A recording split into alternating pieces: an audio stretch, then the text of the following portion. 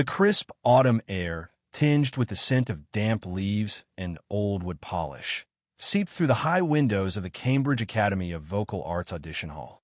Sunlight, fractured by the leaded glass, cast a kaleidoscope of colors across the polished floor, a stark contrast to the muted gray of Emma Reynolds' dress.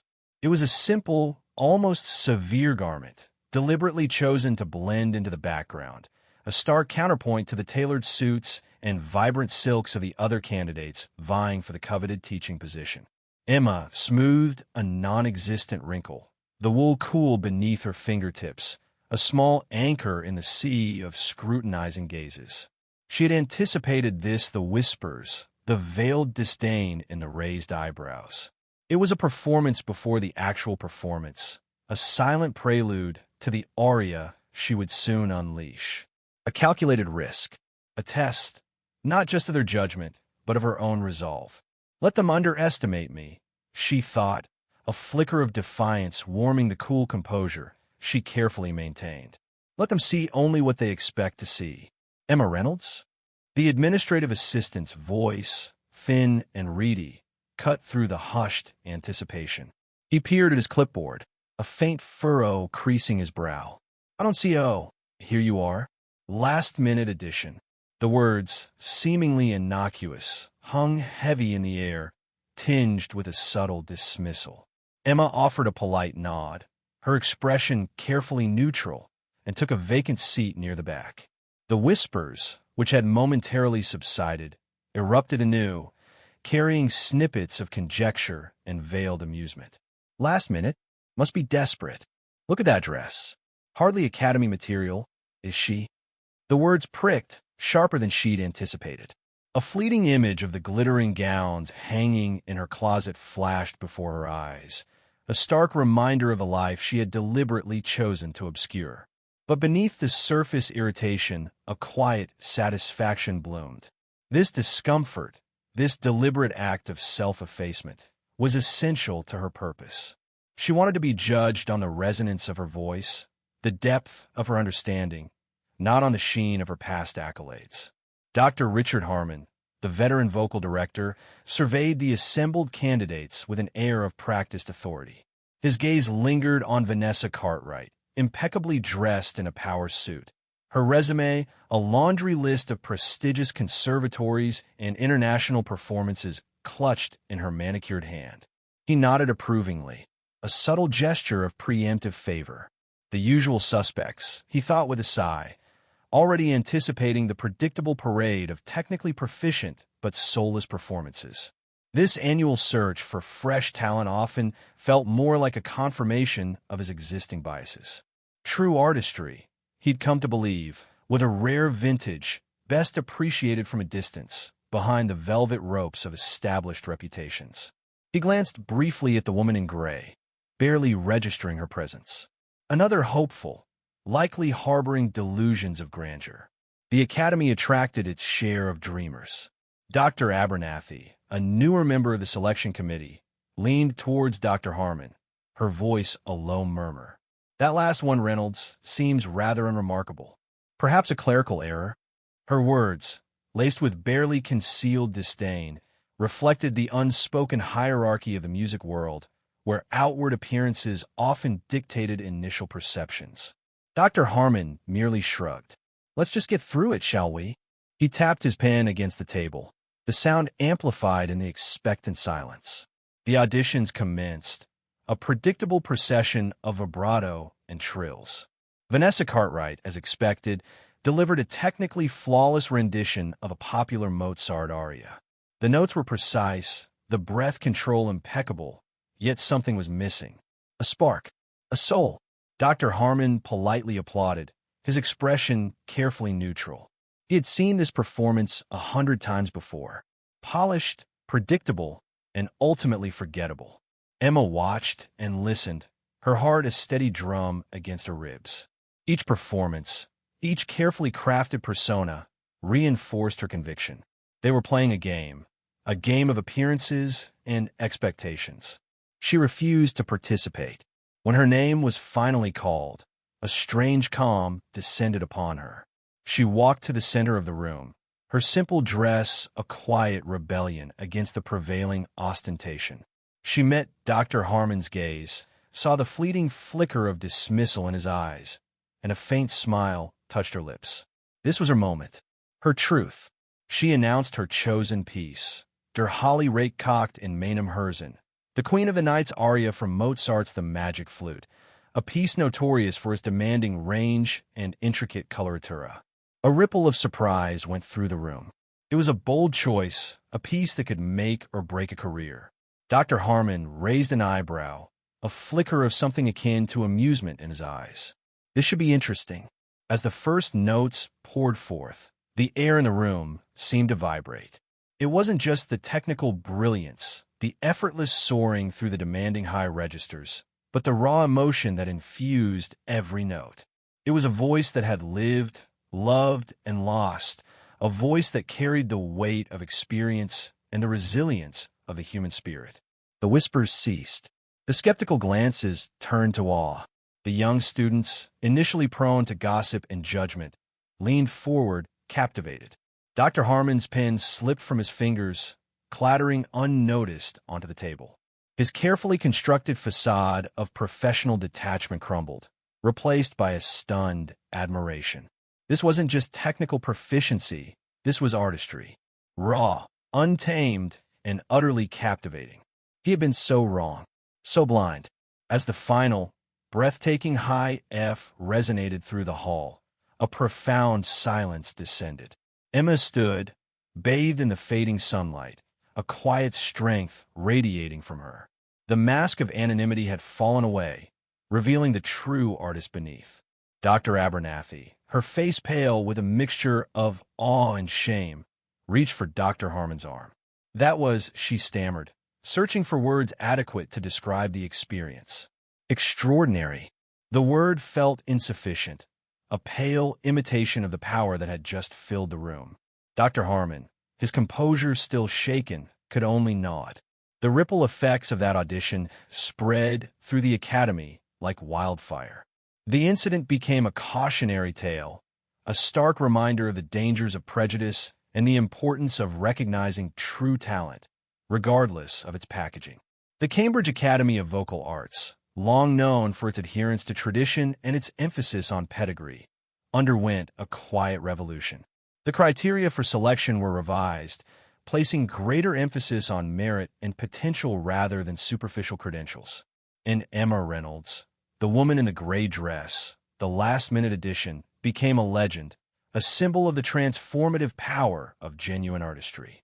She accepted the teaching position, not as a culmination of her career, but as a new beginning, a chance to nurture the next generation of artists, to instill in them the values she held dear: passion, authenticity, and the unwavering pursuit of artistic truth. The echo of her voice, that single, defiant aria, continued to resonate within the hallowed halls, a constant reminder that true talent, like a hidden gem, can often be found in the most unexpected places. The polished mahogany of the grand piano gleamed under the afternoon sun, a silent, imposing judge in the otherwise hushed audition room. The air, thick with anticipation and the lingering scent of expensive perfume, crackled with nervous energy. Vanessa Cartwright, her CV a glittering tapestry of prestigious conservatories and international competitions, finished her performance with a flourish. Her voice, technically flawless, reverberated through the room, yet Emma felt a strange detachment, a hollowness echoing the pristine, but somehow sterile, performance. Dr. Harmon, his silver hair catching the light as he leaned forward, steepled his fingers. A small, knowing smile played on his lips. Exquisite control, Miss Cartwright. Your vibrato is remarkable. His praise, while polite, carried a certain weight of finality, a subtle dismissal that Emma recognized instantly. It was the tone of a man who had already made up his mind. Emma shifted in her seat, the worn fabric of her simple dress a stark contrast to the tailored elegance of the other candidates. She observed Dr. Harmon's meticulous scrutiny of each performance, a hawk circling its prey, dissecting each note, each breath, with clinical precision. Each critique, delivered with a practiced air of authority, chipped away at the carefully constructed facade of Emma's calm. Doubt, a cold, insidious serpent, began to coil in the pit of her stomach. Was this folly? To strip away the armor of her reputation, to stand naked before the judgment of a man who clearly valued pedigree over raw talent? Abernathy, perched beside Harmon, offered a perfunctory nod of agreement. Her gaze, however, lingered on Vanessa's designer handbag, a silent testament to the unspoken language of privilege that permeated the room. Emma's fingers tightened around the worn leather of her own bag, its contents a simple score, a well-loved pen, a faded photograph of her grandmother, suddenly feeling inadequate, almost shameful. The whispers of the observing students, like the rustling of dry leaves in a desolate wind, carried snippets of the candidate's accomplishments. Juilliard first prize at the Vienna studied with Pavarotti. Each whispered accolade was a tiny pinprick to Emma's resolve. The weight of her decision, the deliberate act of shedding her illustrious past, pressed down on her, heavy as a shroud. They wouldn't understand, she thought, her gaze fixed on the dust motes dancing in the sunbeams that slanted across the room. They wouldn't understand the need to prove it, not just to them, but to myself. To know, without a shadow of a doubt, that my voice, stripped bare of all the accolades and the glittering facade, could still command attention, still evoke emotion, still move. Another candidate, a young man with a CV thicker than a metropolitan phone book, concluded his piece. Dr. Harmon's critique, while gentler, still held that same air of polite dismissal. Technically proficient, Mr. Henderson, but lacking soul. The words hung in the air, a stark reminder of the intangible quality that separated mere competence from true artistry. A quality Emma knew resided within her, a fire that burned beneath the surface, waiting to be unleashed. The room emptied and filled again, a revolving door of ambition and expectation. Each candidate, polished and impeccably credentialed, paraded their talents before the discerning panel. With each passing audition, the pile of resumes on Dr. Harmon's desk grew taller, a monument to the Academy's obsession with outward appearances. Emma's lack of such a testament felt like a gaping void, a silent scream in a room full of carefully modulated voices. The hushed expectancy in the audition room was a palpable entity. Emma Reynolds, her appearance deliberately unremarkable, felt the weight of it settle on her shoulders like a heavy cloak. She'd chosen a simple navy dress, her hair pulled back severely, no jewelry save a small silver cross nestled beneath her collarbone. A disguise of sorts, a shedding of the glittering persona that had graced opera houses around the world. This wasn't Emma Reynolds, the celebrated soprano.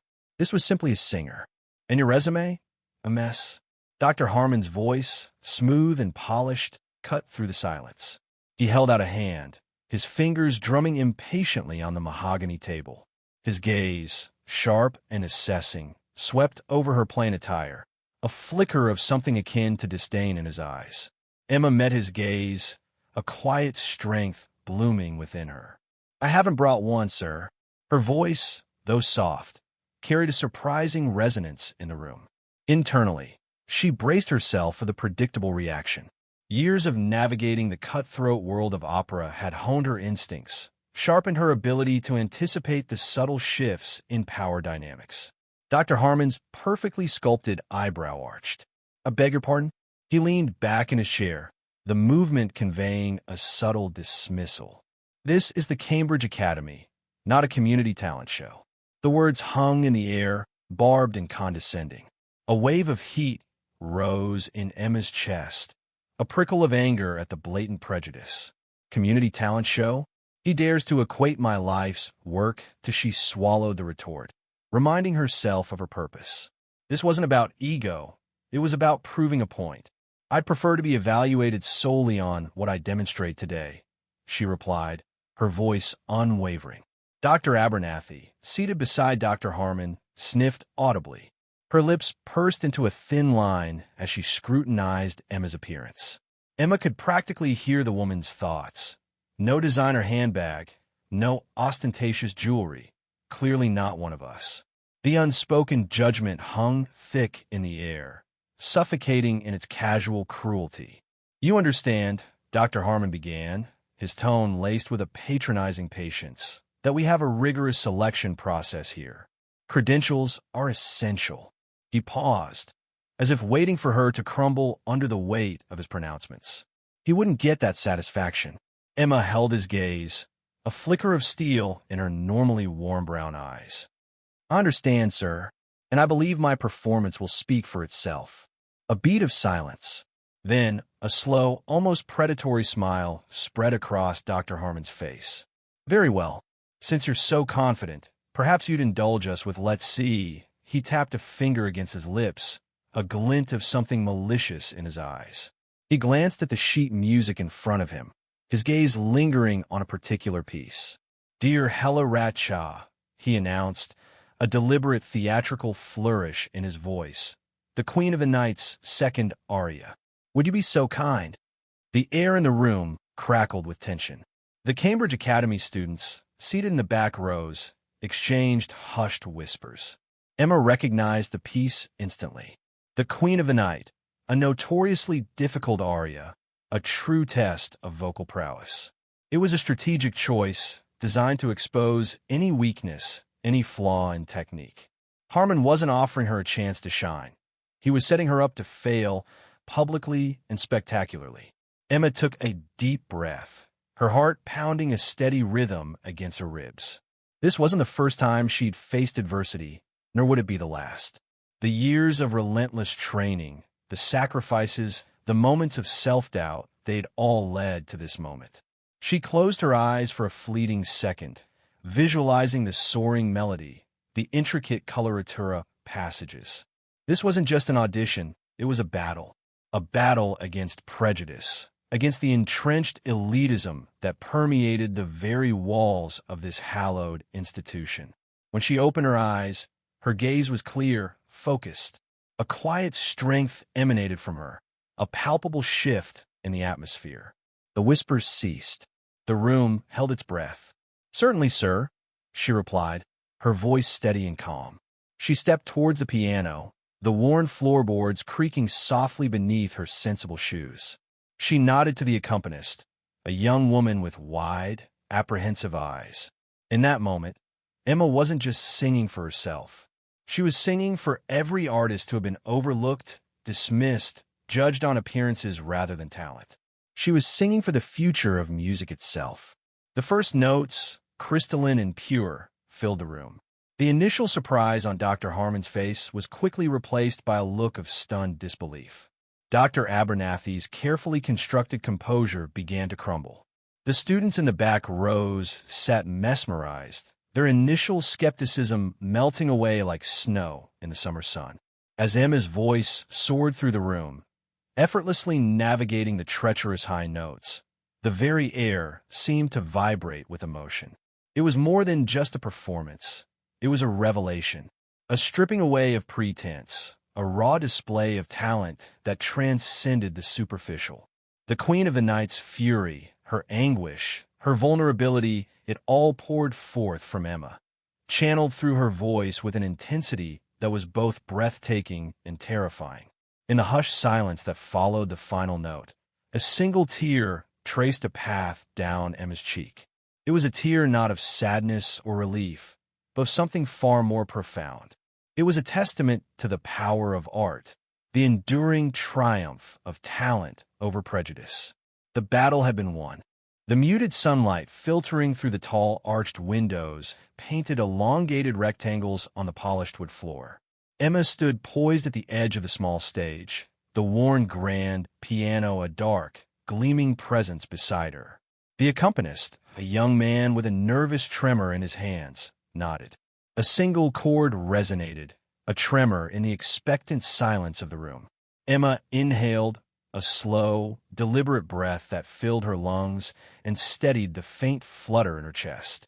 This disguise, this deliberate shedding of her persona, felt both exhilarating and unsettling. A small, insistent voice whispered in the back of her mind, questioning the wisdom of this charade. Was it truly a test of their impartiality, or a naive, self-sabotaging act of defiance? She began with a controlled, almost subdued rendition of the opening bars of Der Holly Rake Cocked in Meinem Herzen. The notes, precise and crystalline, flowed effortlessly, showcasing her impeccable technique. Dr. Harmon, seated at the center of the panel, steepled his fingers beneath his chin, a patronizing half-smile playing on his lips. He'd seen 100 hopefuls like her, all flash and no substance, desperate for the prestige a position at the Cambridge Academy of Vocal Arts would bestow. Emma saw the dismissive glint in his eyes, and a flicker of something cold, almost brittle, touched her heart. She knew this performance, this calculated understatement, was a gamble. Would they see through the facade, recognize the steel beneath the carefully constructed ordinariness? Or would they, blinded by their own prejudices, dismiss her as just another mediocre aspirant? The thought was a bitter pill, a stark contrast to the sweet, soaring melody she was weaving. Dr. Abernathy, her gaze sharp and assessing, scribbled notes on her pad, her pen scratching against the paper like a tiny, persistent insect. Vanessa Cartwright, perched on the edge of her seat in the front row, exuded an aura of polished confidence, her designer handbag clutched tightly in her manicured hands. Emma could almost hear her thoughts, the smug certainty that this position, this validation, was hers for the taking. The subtle scent of expensive perfume hung in the air, a testament to Vanessa's meticulously crafted image. Emma, by contrast, felt almost naked in her simple, unassuming attire. The irony was not lost on her.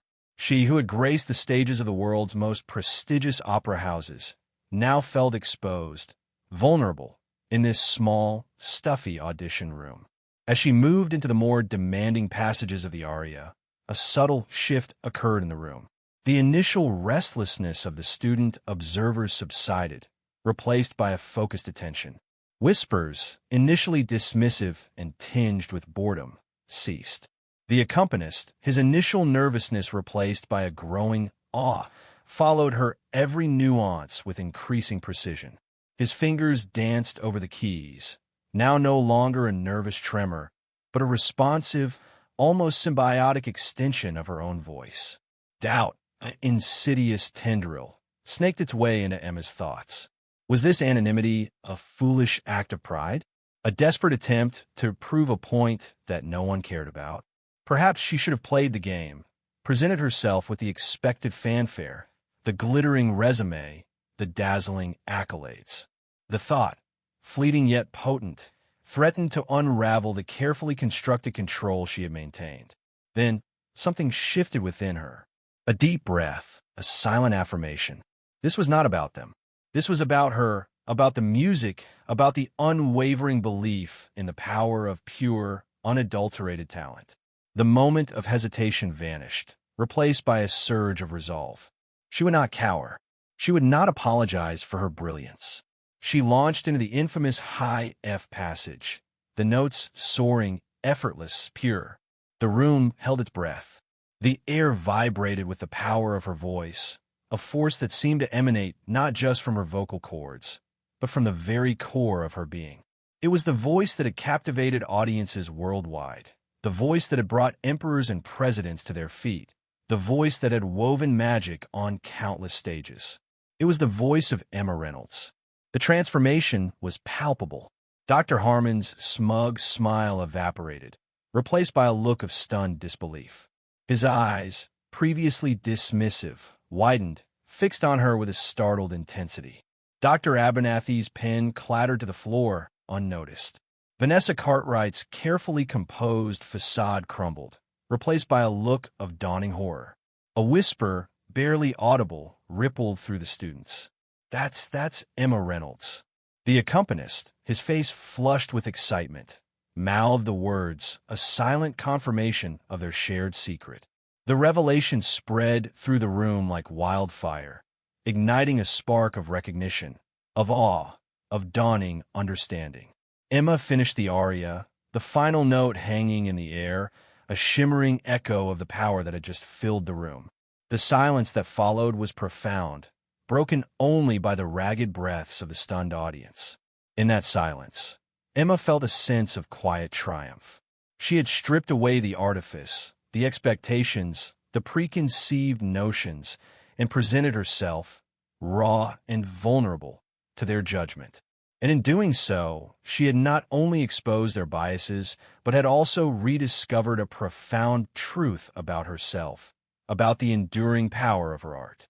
The mask was off, and Emma Reynolds, the artist, stood revealed. The final note, a high C that shimmered like spun glass, hung in the air, vibrating with an almost painful beauty. Silence descended, thick and heavy, broken only by the faint rustle of programs clutched in suddenly nerveless hands. Emma lowered her chin, her disguised face still tilted slightly downwards, a small, almost imperceptible tremor running through her.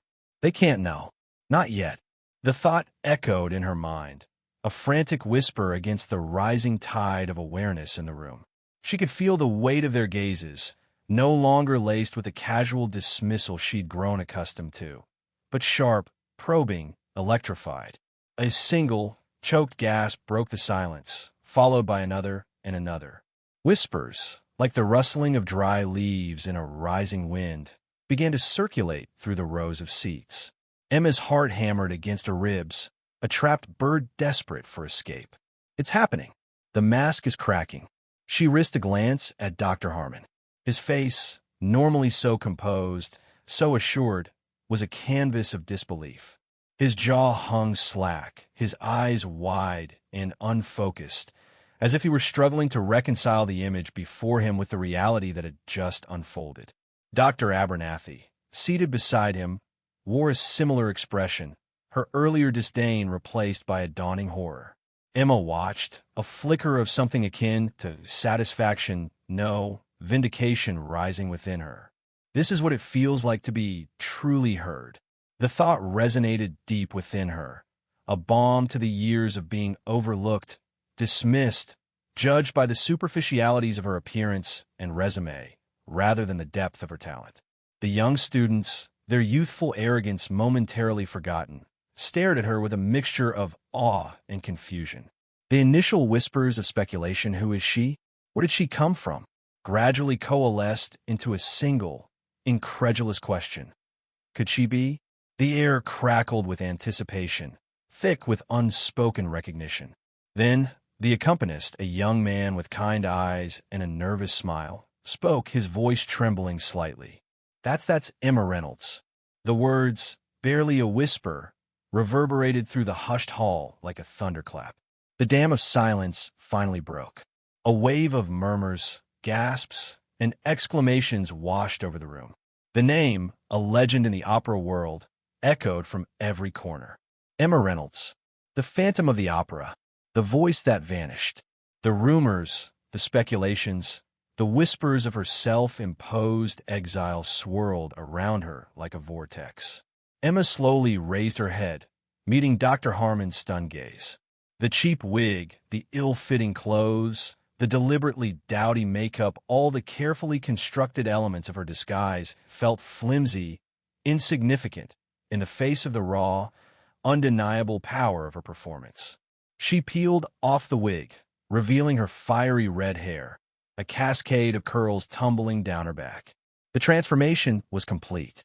Emma Reynolds, the world-renowned soprano, stood before them, no longer hidden, no longer silenced.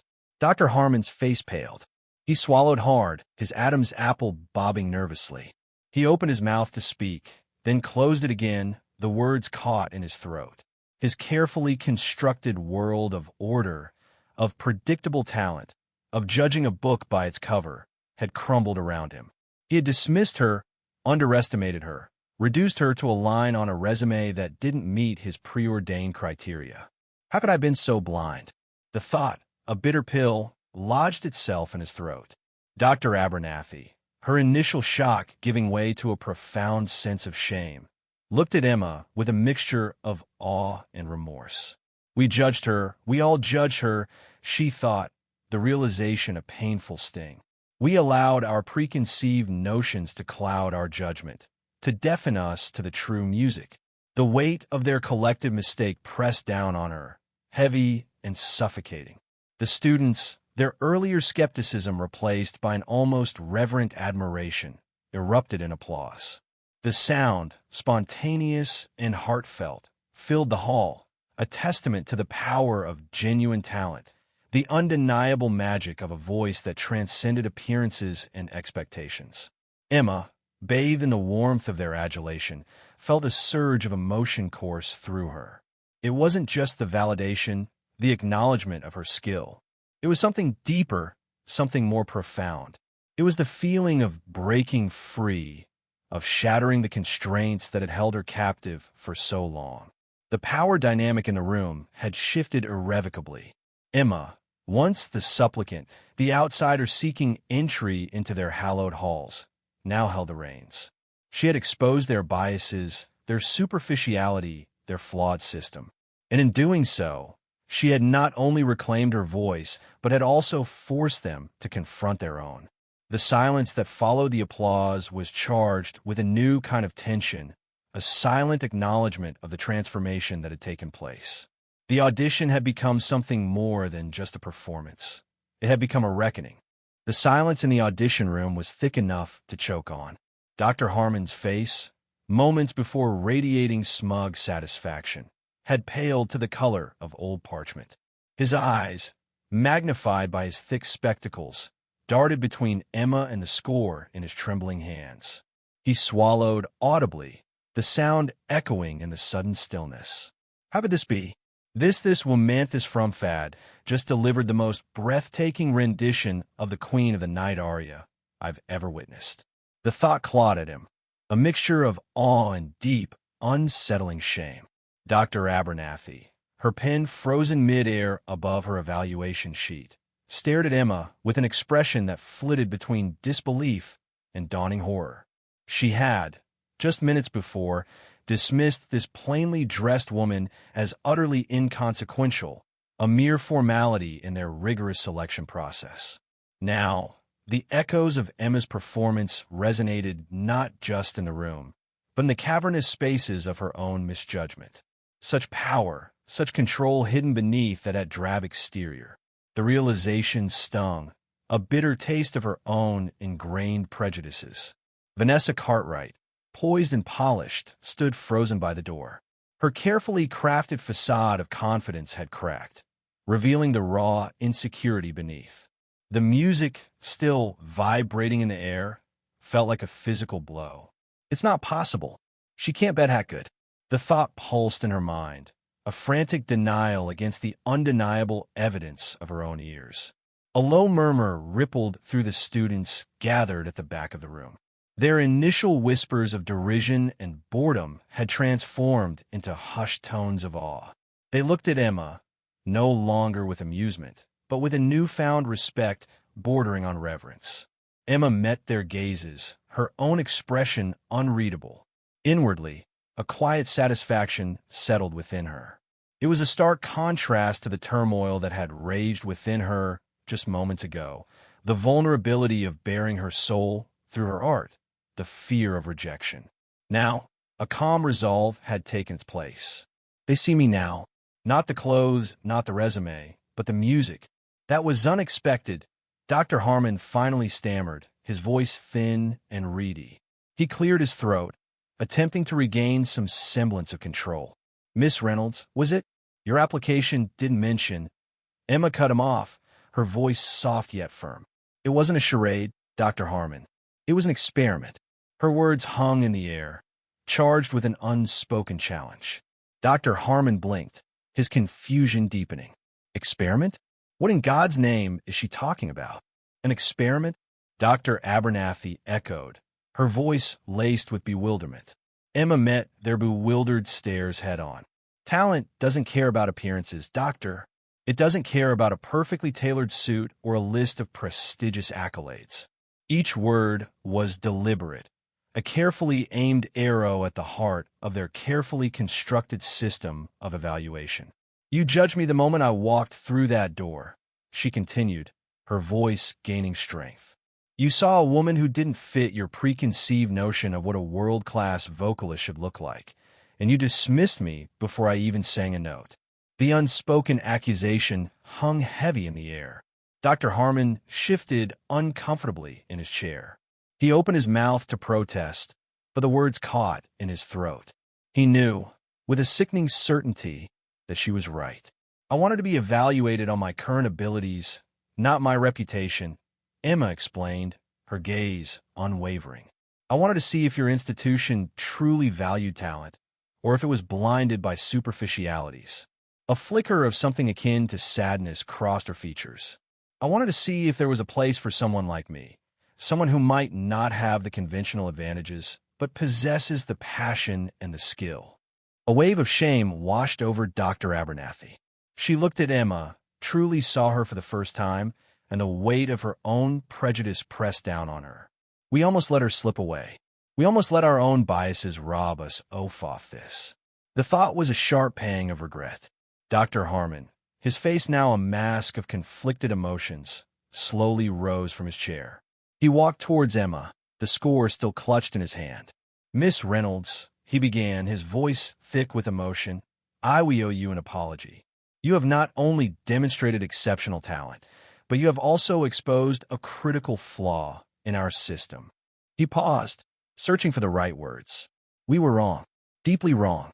We would be honored," Dr. Abernathy added, her voice trembling slightly, "if you would consider joining our faculty. Your experiment has been a valuable lesson for us all." A small, almost imperceptible smile touched Emma's lips. The quiet confidence that had settled within her now bloomed into a sense of profound satisfaction. It wasn't just about the job offer. It was about something more. It was about challenging the status quo, about giving a voice to the voiceless, about proving that true talent could not be contained, could not be silenced, no matter the disguise. The students, their faces alight with admiration, erupted in spontaneous applause. The sound filled the room, a testament to the power of talent, a celebration of the triumph of merit over prejudice. And in that moment, Emma knew she had found her place, not just as a performer, but as a mentor, a guide, a beacon for those who dared to dream beyond the confines of convention. Sunlight, filtered through the tall, Gothic windows of the Cambridge Academy, painted elongated rectangles across the polished wooden floor. Dust motes danced in the golden beams, a silent ballet accompanying the soaring notes that filled the room. Emma Reynolds, her back ramrod straight, her hands clasped loosely before her, listened with an intensity that seemed to draw the very breath from her students.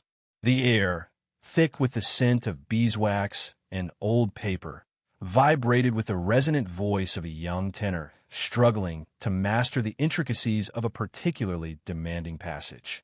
He faltered, his voice cracking slightly, a blush creeping up his neck. Emma, her expression unreadable, tilted her head, a barely perceptible movement, yet one that radiated an almost palpable wave of reassurance. He's pushing too hard, she thought, forcing the emotion instead of letting it flow. She remembered her own youthful struggles, the relentless pressure to perfect, to excel, the constant fear of inadequacy whispering in the back of her mind. "Breathe," she instructed, her voice soft yet firm, like velvet over steel. "Imagine the story, the yearning, the desperation. Don't sing the notes, sing the emotion." The tenor took a deep breath, his shoulders relaxing, and tried again.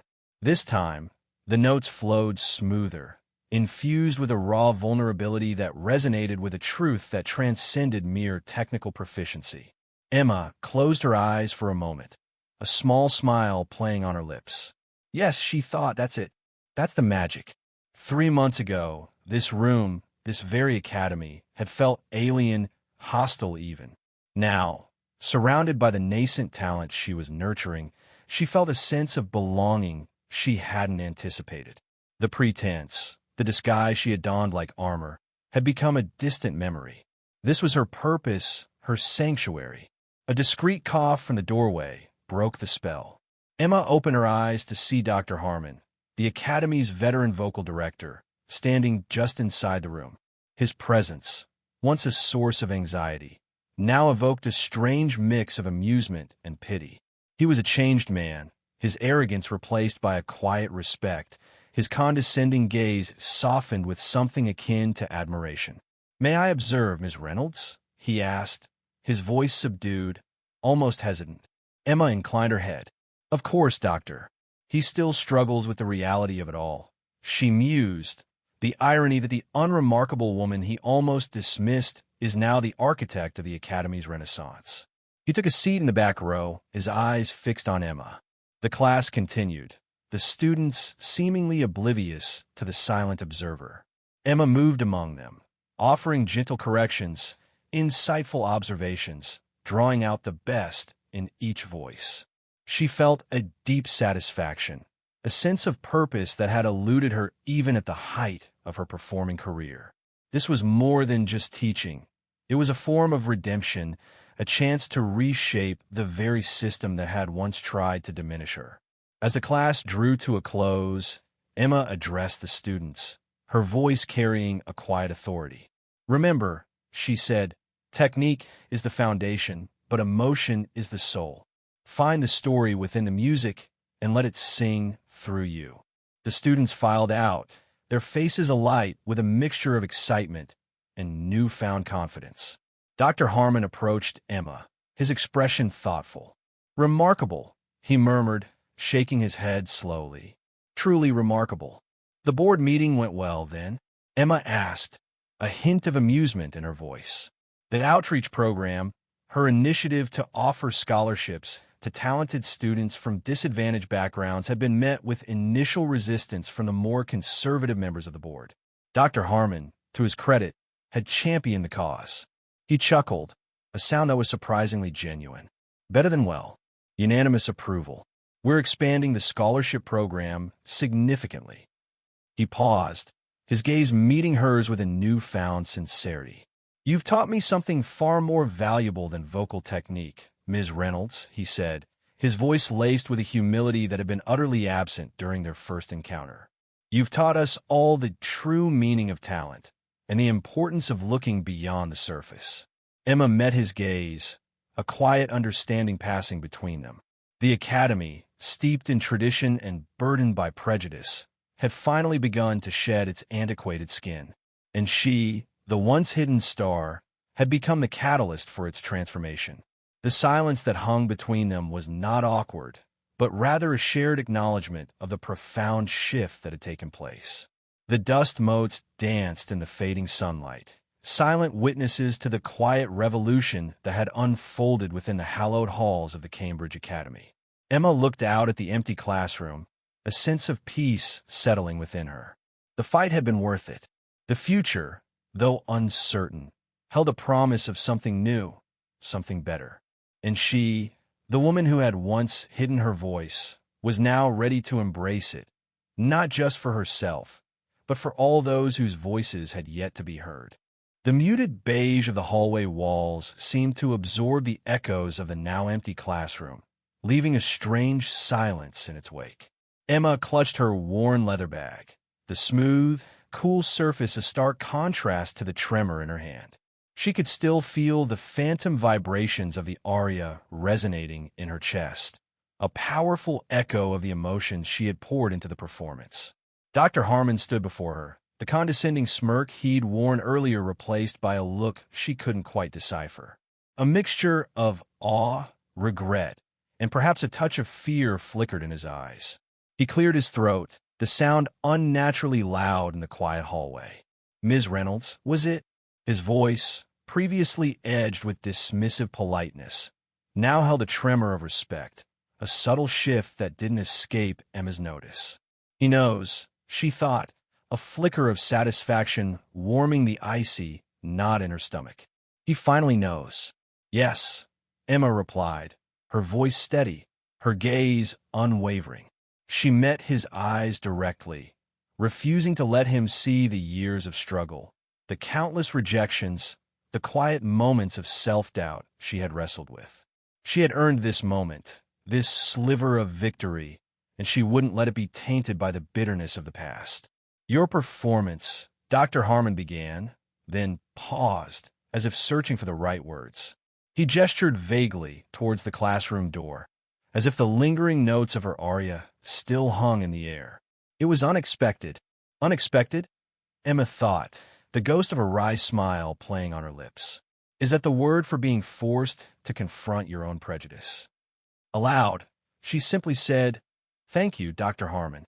The polite formality of the words was a stark contrast to the turbulent emotions swirling within her.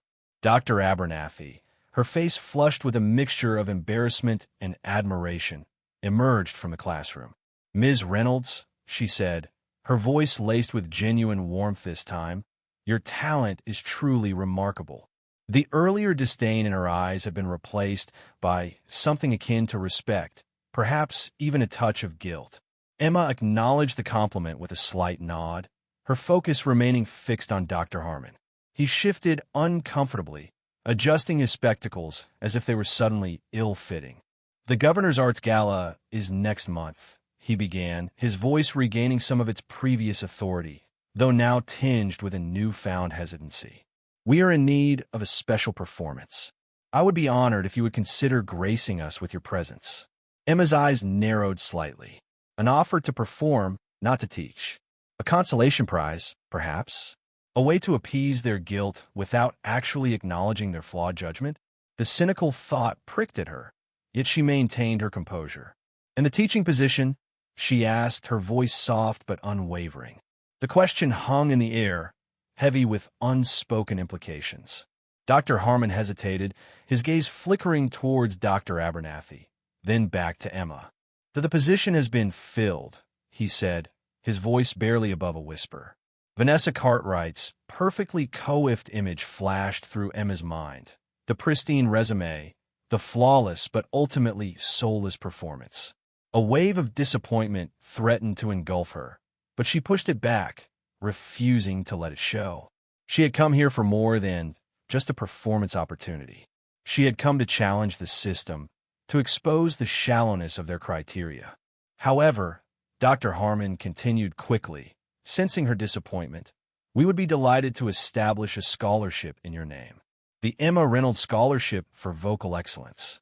It would provide aspiring singers with the opportunity to study here, regardless of their background. A scholarship, bearing her name." It was a gesture, a grand gesture, designed to soothe their consciences and perhaps even bolster the Academy's reputation. Emma considered the offer, her mind racing.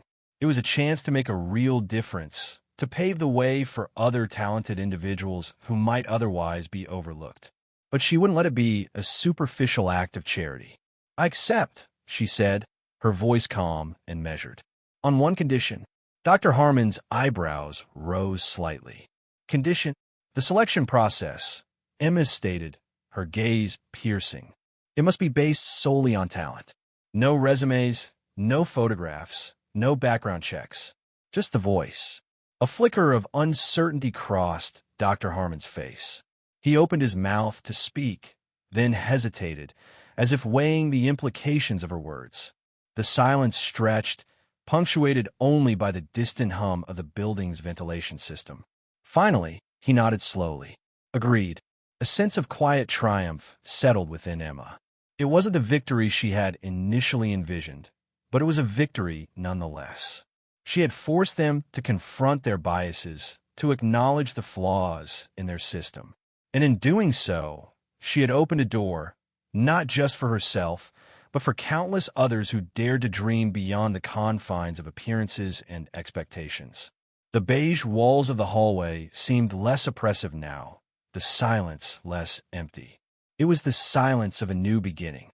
"Appearances can be deceiving, Dr. Harmon," Emma said, her voice soft yet firm, her words echoing in the quiet hallway. "True talent, however, always finds a way to shine through." The faintest hint of a smile played on her lips as she turned and walked away, leaving Dr. Harmon standing there, amidst the muted beige and the quiet echoes of a transformed future.